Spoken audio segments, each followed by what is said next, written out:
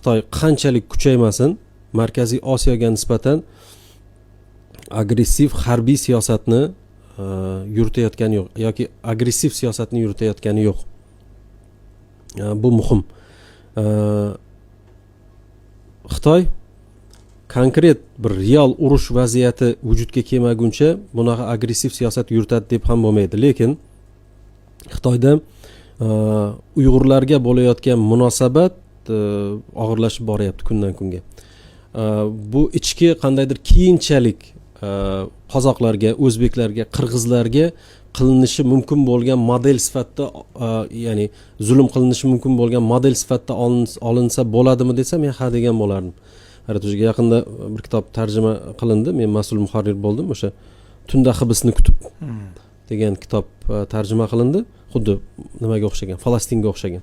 Shu nuqtai nazardan oladigan bo'lsak, Xitoydan albatta ehtiyot bo'lishimiz kerak. Ehtiyotkor munosabatda bo'lishimiz kerak Xitoyga.